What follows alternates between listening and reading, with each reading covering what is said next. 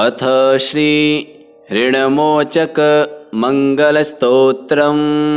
मंगलो भूमिपुत्रश्च ऋणहर्ता धनप्रदः स्थिरासनो महाकायः सर्वकर्मविरोधकः लोहितो लोहिताक्षश्च सामगानां कृपाकरः धरात्मजः कुजो भौमो भूतिदो भूमिनन्दनः अंगारको यमश्चैव सर्वरोगापहारकः वृष्टेः कर्तापहर्ता च सर्वकामफलप्रदः एतानि कुजनामानि नित्यं यः श्रद्धया पठेत् ऋणं न जायते तस्य धनं शीघ्रमवाप्नुयात्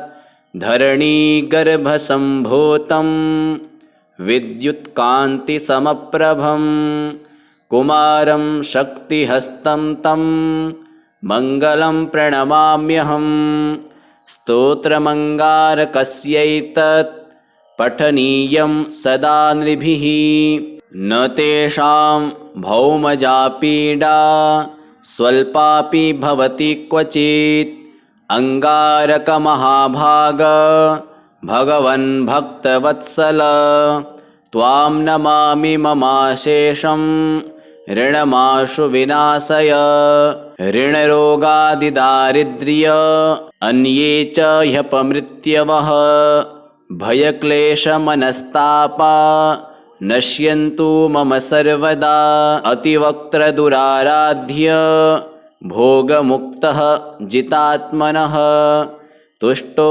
ददासि साम्राज्यं रुष्टो हरसि तत्क्षणात् विरिञ्चि शक्रविष्णूनां मनुष्याणां तु का कथा तेन त्वं सर्वसत्त्वेन ग्रहराजो महाबलः पुत्रान् देहि धनं देहि त्वामस्मि शरणं गतः ऋणदारिद्र्यदुःखेन शत्रूणां च भयात्ततः एभिर्द्वादशभिः श्लोकैः यस्तौति च धरासुतं महतिं श्रियमाप्नोति ह्यपरो धनदो युवा मंगलो भूमिपुत्रश्च ऋणहर्ता धनप्रदः स्थिरासनो महाकायः सर्वकर्मविरोधकः लोहितो लोहिताक्षश्च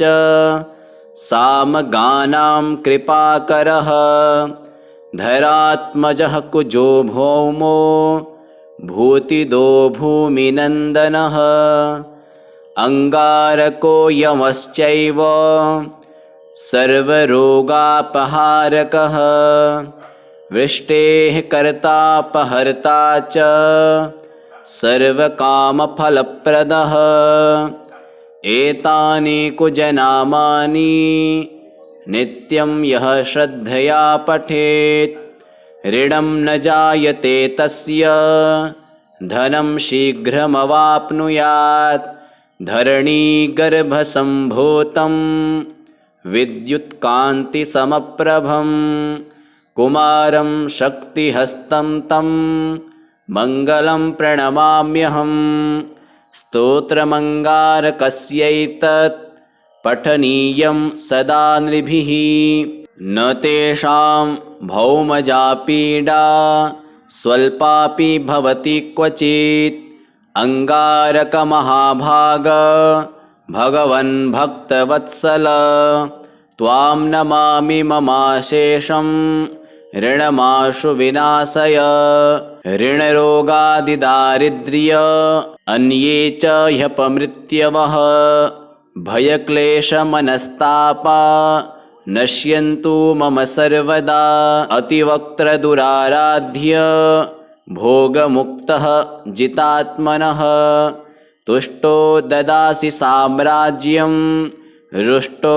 हरसि तत्क्षणात् विरिञ्चि शक्रविष्णूनां मनुष्याणां तु का कथा तेन त्वं सर्वसत्त्वेन ग्रहराजो महाबलः पुत्रान् देहि धनं देहि त्वामस्मि शरणं गतः ऋणदारिद्र्यदुःखेन शत्रूणां च भयात्ततः एभिर्द्वादशभिः श्लोकैः यस्तौति च धरासुतं महतिं श्रियमाप्नोति ह्यपरो धनदो युवा मङ्गलो भूमिपुत्रश्च ऋणहर्ता धनप्रदः स्थिरासनो महाकायः सर्वकर्मविरोधकः लोहितो लोहिताक्षश्च सामगानां कृपाकरः धरात्मजः कुजो भौमो भूतिदो भूमिनन्दनः अङ्गारको यमश्चैव सर्वरोगापहारकः वृष्टेः कर्तापहर्ता च सर्वकामफलप्रदः एतानि कुजनामानि नित्यं यः श्रद्धया पठेत् ऋणं न जायते तस्य धनं शीघ्रमवाप्नुयात् धरणीगर्भसम्भूतं विद्युत्कान्तिसमप्रभं कुमारं शक्तिहस्तं तं मङ्गलं प्रणमाम्यहं स्तोत्रमङ्गारकस्यैतत् पठनीयं सदा नृभिः न तेषां भौमजापीडा स्वल्पापि भवति क्वचित् अङ्गारकमहाभाग भगवन् भक्तवत्सल त्वां नमामि ममाशेषं ऋणमाशु विनाशय ऋणरोगादिदारिद्र्य अन्ये च ह्यपमृत्यवः भयक्लेशमनस्तापा नश्यन्तु मम सर्वदा अतिवक्त्रदुराराध्य भोगमुक्तः जितात्मनः तुष्टो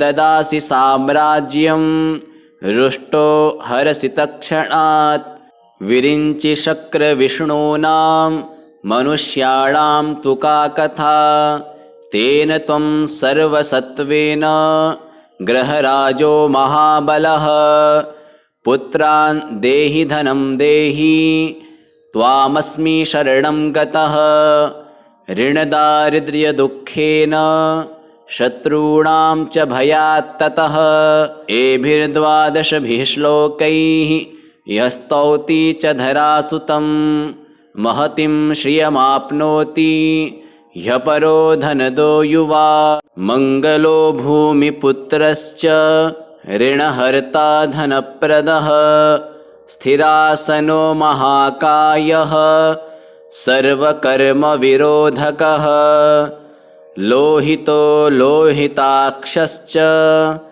सामगानां कृपाकरः धरात्मजः कुजो भौमो भूतिदो भूमिनन्दनः अङ्गारको यमश्चैव सर्वरोगापहारकः वृष्टेः कर्तापहर्ता च सर्वकामफलप्रदः एतानि कुजनामानि नित्यं यः श्रद्धया पठेत् ऋणं न जायते तस्य धनं शीघ्रमवाप्नुयात् धरणीगर्भसम्भूतं विद्युत्कान्तिसमप्रभं कुमारं शक्तिहस्तं तं मङ्गलं प्रणमाम्यहं स्तोत्रमङ्गारकस्यैतत् पठनीयं सदा नृभिः न तेषां भौमजापीडा स्वल्पापि भवति क्वचित् अङ्गारकमहाभाग भगवन् भक्तवत्सल त्वां नमामि ममाशेषं ऋणमाशु विनाशय ऋणरोगादिदारिद्र्य अन्ये च ह्यपमृत्यवः भयक्लेशमनस्तापा नश्यन्तु मम सर्वदा। अतिवक्त्रदुराराध्य भोगमुक्तः जितात्मनः तुष्टो ददासि साम्राज्यं रुष्टो हरसि तत्क्षणात्। विरिञ्चि शक्रविष्णूनां मनुष्याणां तु का कथा।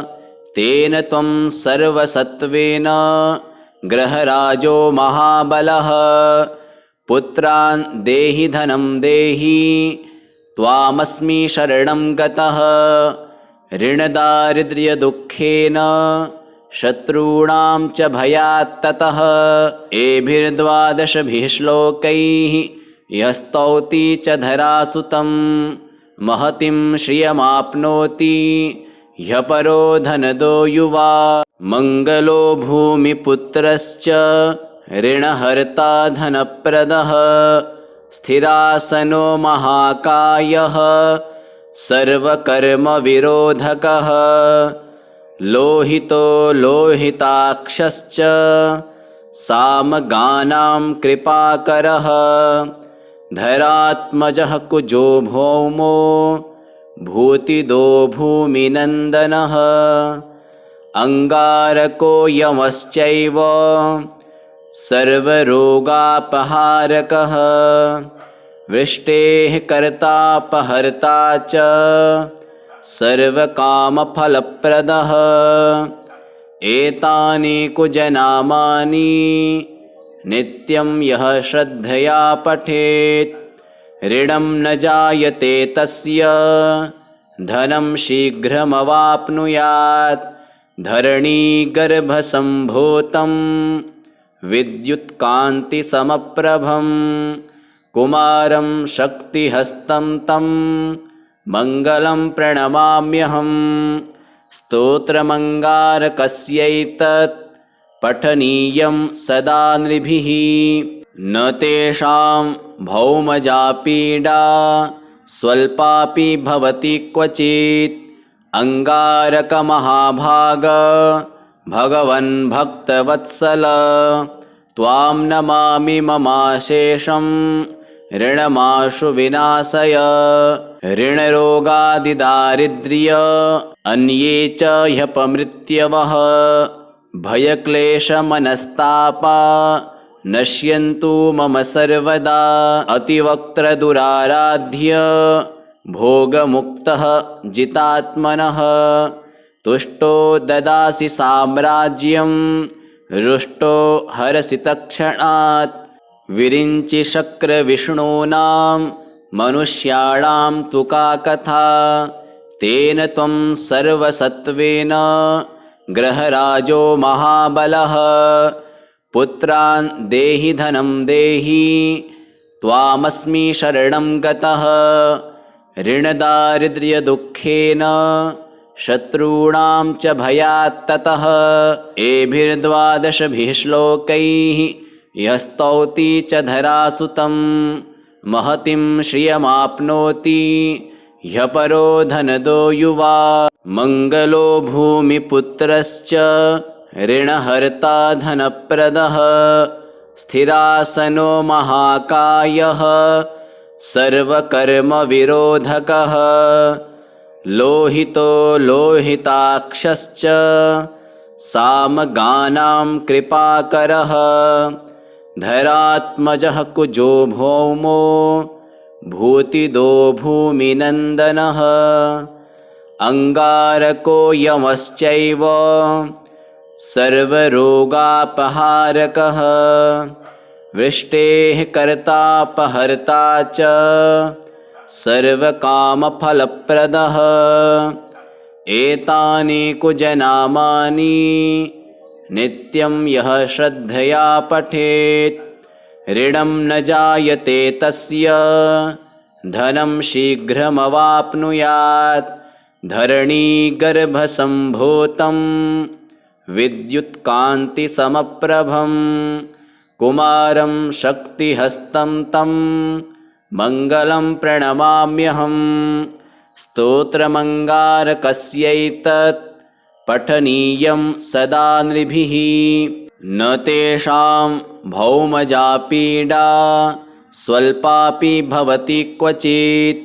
अंगारकमहाभाग भगवन् भक्तवत्सल त्वां नमामि ममाशेषं ऋणमाशु विनाशय। ऋणरोगादिदारिद्र्य अन्ये च ह्यपमृत्यवः भयक्लेशमनस्तापा नश्यन्तु मम सर्वदा। अतिवक्त्रदुराराध्य भोगमुक्तः जितात्मनः तुष्टो ददासि साम्राज्यं रुष्टो हरसि तत्क्षणात्। विरिञ्चि शक्रविष्णूनां मनुष्याणां तु का कथा तेन त्वं सर्वसत्त्वेन ग्रहराजो महाबलः। पुत्रान् देहि धनं देहि त्वामस्मि शरणं गतः। ऋणदारिद्र्यदुःखेन शत्रूणां च भयात् ततः। एभिर्द्वादशभिः श्लोकैः यस्तौति च धरासुतं महतीं श्रियमाप्नोति ह्यपरो धनदो युवा। मंगलो भूमिपुत्रश्च ऋणहर्ता धनप्रदः स्थिरासनो महाकायः सर्वकर्मविरोधकः। लोहितो लोहिताक्षश्च सामगानां कृपाकरः धरात्मजः कुजो भौमो भूतिदो भूमिनन्दनः। अंगारको यमश्चैव सर्वरोगापहारकः वृष्टेः कर्तापहर्ता च सर्वकामफलप्रदः।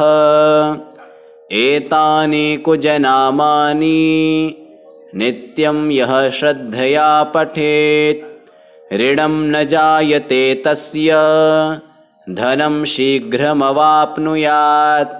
धरणीगर्भसम्भूतं विद्युत्कान्तिसमप्रभं कुमारं शक्तिहस्तं तं मङ्गलं प्रणमाम्यहं।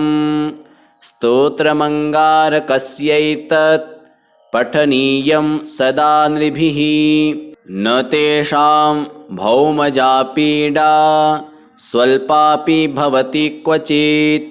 अंगारकमहाभाग भगवन् भक्तवत्सल त्वां नमामि ममाशेषं ऋणमाशु विनाशय। ऋणरोगादिदारिद्र्य अन्ये च ह्यपमृत्यवः भयक्लेशमनस्तापा नश्यन्तु मम सर्वदा। अतिवक्त्रदुराराध्य भोगमुक्तः जितात्मनः तुष्टो ददासि साम्राज्यं रुष्टो हरसि तत्क्षणात्। विरिञ्चि शक्रविष्णूनां मनुष्याणां तु का कथा तेन त्वं सर्वसत्त्वेन ग्रहराजो महाबलः। पुत्रान् देहि धनं देहि त्वामस्मि शरणं गतः। ऋणदारिद्र्यदुःखेन शत्रूणां च भयात् ततः। एभिर्द्वादशभिः श्लोकैः यस्तौति च धरासुतं महतीं श्रियमाप्नोति ह्यपरो धनदो युवा। मंगलो भूमिपुत्रश्च ऋणहर्ता धनप्रदः स्थिरासनो महाकायः सर्वकर्मविरोधकः।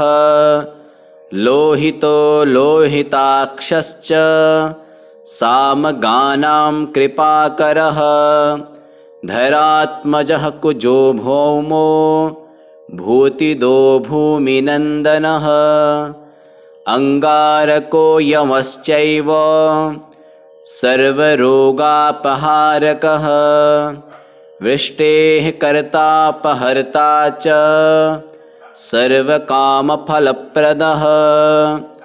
एतानि कुजनामानि नित्यं यः श्रद्धया पठेत् ऋणं न जायते तस्य धनं शीघ्रमवाप्नुयात् धरणीगर्भसम्भूतं विद्युत्कान्तिसमप्रभं कुमारं शक्तिहस्तं तं मङ्गलं प्रणमाम्यहम् स्तोत्रमङ्गारकस्यैतत् पठनीयं सदा नृभिः न तेषां भौमजापीडा स्वल्पापि भवति क्वचित् अङ्गारकमहाभाग भगवन् भक्तवत्सल त्वां नमामि ममाशेषं ऋणमाशु विनाशय ऋणरोगादिदारिद्र्य अन्ये च ह्यपमृत्यवः भयक्लेशमनस्तापा नश्यन्तु मम सर्वदा अतिवक्त्रदुराराध्य भोगमुक्तः जितात्मनः तुष्टो ददासि साम्राज्यं रुष्टो हरसि तत्क्षणात् विरिञ्चि शक्रविष्णूनां मनुष्याणां तु का कथा तेन त्वं सर्वसत्त्वेन ग्रहराजो महाबलः पुत्रान् देहि धनं देहि त्वामस्मि शरणं गतः ऋणदारिद्र्यदुःखेन शत्रूणां च भयात्ततः एभिर्द्वादशभिः श्लोकैः यस्तौति च धरासुतं महतीं श्रियमाप्नोति ह्यपरो धनदो युवा।